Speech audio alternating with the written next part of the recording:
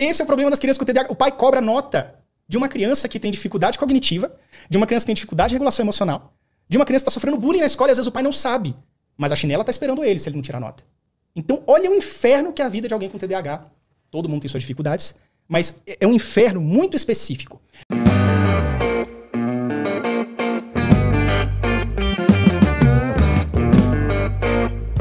A baixa autoestima vem da onde?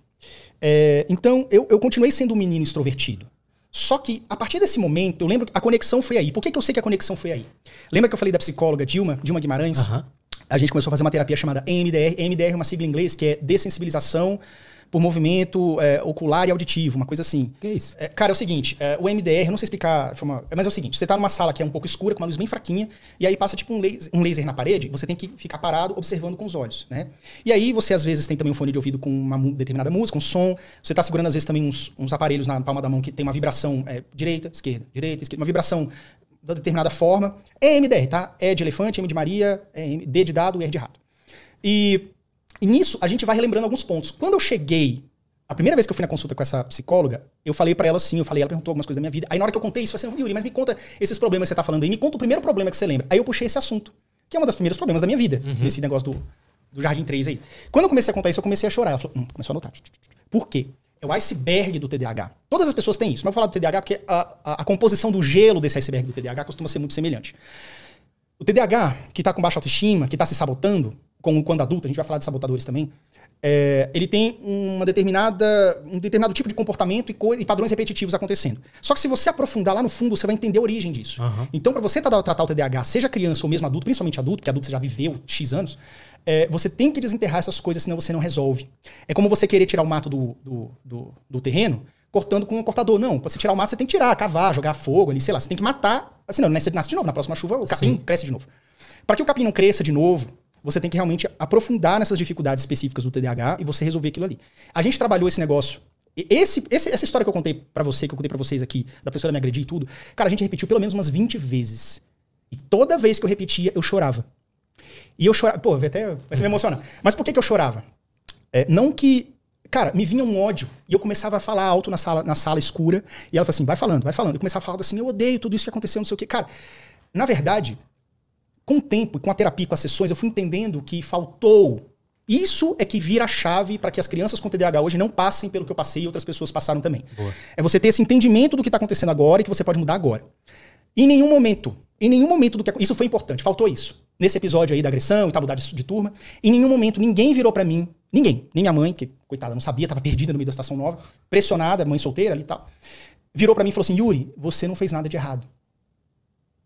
Ninguém olhou nos meus olhos pra falar isso. Yuri, você não fez nada de errado.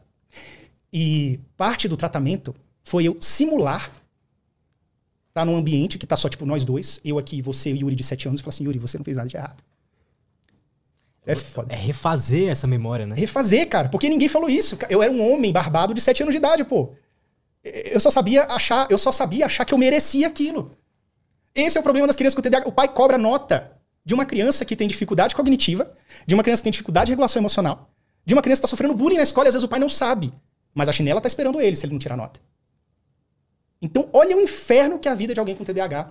Todo mundo tem suas dificuldades, mas é um inferno muito específico. Uhum. É o iceberg de problemas que ele tem, ele é muito específico, de pessoas com TDAH costumam passar por isso. Resultado, para não me estender muito, mas a gente vai voltar a isso em outros momentos. Ao longo do tempo, eu fui desenvolvendo um comportamento problemático que eu não percebi que era também, porque faltou alguém dizer para mim que era um comportamento inadequado. Geralmente, quem tem TDAH me fala, não sei se tem até algum chat aí, mas enfim, a pessoa vai responder. O pessoal vai falando aí, depois a gente... Geralmente quem tem TDAH é criança, tá? Mas aí você ser adulto também, você lembra da sua infância, você vai lembrar disso. Geralmente a criança que é mais espoleta, quer chamar atenção em sala de aula, quer ser o famoso palhaço da turma. Ah, mas o TDAH é muito fácil, Yuri. Isso aí é muito fácil, porque se a criança é o palhaço da turma, é porque ela é hiperativa, ela não para quieta, não sei o quê. Tudo bem, vírgula, não é bem assim. A questão da hiperatividade, ela vem de um cérebro que busca estimulação o tempo inteiro. Então, a criança com TDAH, ela vai pra escola, ela quer aprender. Ela abre o livro na página 25. Ela pega o lápis, ela aponta a droga do lápis. Só que na hora que ela aponta o lápis, ela começa a procrastinar. Ela aponta o lápis até gastar. Por quê? Puta, na hora que eu terminar de apontar, eu vou ter que começar a escrever um saco, eu não vou dar conta, não sei o quê. E isso a professora começa a escrever no quadro. Quando essa criança começa a copiar, ela já mudou e já apagou o quadro.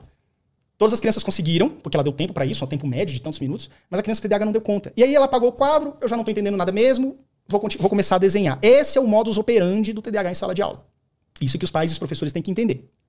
É um dos, tá? Eu tava falando alguma coisa que eu esqueci agora, mas eu vou lembrar. A gente falou sobre trauma, né? Comportamentos inadequados. Então, assim, o que eu comecei a desenvolver? A partir daí, como eu já estava desconectado da aula, eu já me considerava errado. Tipo assim, e aí que tá. Eu já começava a ter sintomas de alguém que não acredita que merece amor das pessoas. Isso é uma coisa que o TDAH costuma, pelo andar da carruagem, desenvolver. Então, assim, se me fazem de bobo, me fazem de palhaço, fazem bullying comigo, é normal e aceitável porque eu mereço isso. Isso começa a entranhar nas profundezas da sua mente. E aí isso vai causando uma série de problemas. Então, esse merecer o que é ruim, isso causa essa sensação esquisita. Então, assim, eu já tinha também a questão da impulsividade. Eu falava muito atropelado, queria chamar atenção, e na hora que eu ia conversar com os coleguinhas, eu queria falar só o assunto que me interessava. Eu não conseguia cooperar com o assunto, né? Entrar para contribuir, entrar numa roda para contribuir. Eu entrava para estragar. Ei, galera, vamos falar do assunto tal. E o pessoal tava falando de outro assunto, nada a ver. E eu acabava me tornando chato, assim. Entendi. As pessoas não querem estar perto de mim. Então, nesse meio tempo, o que começa a acontecer? Começa a ter uma série de rejeições, você acha, porque você vive isso desde pequeno, você acha que isso é normal, você começa a aceitar isso como normal e padrão. Então, esse desamor começa a afetar o seu comportamento a ponto de nós somos seres sociáveis. Todo mundo quer ter amigos, quer ter família, que ame tudo, você quer se sentir incluído no meio. Como você tem TDAH, você é impulsivo, você atropela as pessoas, você fala em sala de aula, atropela quem quer prestar atenção, e você vai, cara chato, não sei o que, para de falar. As pessoas vão meio que se afastando, é tipo aquele sabão na água que vai abrindo, assim, as pessoas meio que vão se afastando um pouquinho de você. Você quer socializar de alguma forma. E você começa a perceber que a forma mais fácil e rápida das pessoas prestarem atenção em você é você ser inadequado, é você contando uma piada fora de hora, é você atrapalhar a turma, porque a professora olha pra você, os alunos olham pra você e você, sou o centro das atenções durante 10 segundos. Até você levar uma bronca ou ter que descer pra coordenação. Você descobre esse hackzinho assim. É um hack pra você tentar se socializar. Mas qual que é o lance? Isso aconteceu demais comigo. O problema disso é o seguinte. É um hack terrível, é um tiro na culatra. Isso não faz o que a gente acha que faz. Isso faz com que as pessoas tenham cada vez mais repulsa pelo seu comportamento padrão, que seu comportamento, além de ser muito disruptivo, é aquela coisa, né? Você tem uma tábua com pregos, né? Aquele prego mais alto é que costuma ser martelado, né? Você sai do padrão. Você vira um ponto focal. Pô, você é o único que tá fazendo essa macacada. Pô, não gosto de você. Sei lá, você é esquisito, você é estranho, você é diferente da média. Você começa a se achar esquisito. E aí eu comecei a ter dificuldade, principalmente com relação a... Eu comecei a desenvolver um negócio, foi o seguinte. Assim, sem sair da conversa, né? Eu comecei a ter esses comportamentos inadequados, então eu cada vez tinha menos amigos. Eu tinha que fazer cada vez mais palhaçada pra chamar atenção, mas na verdade isso tava afastando as pessoas.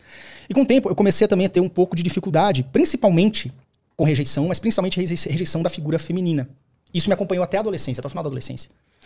Pra quem é TDAH adolescente, pode às vezes desenvolver isso também. Então o que acontece? O que é a rejeição nesse sentido? A rejeição é o seguinte, é você se aproximar e você ser malquisto.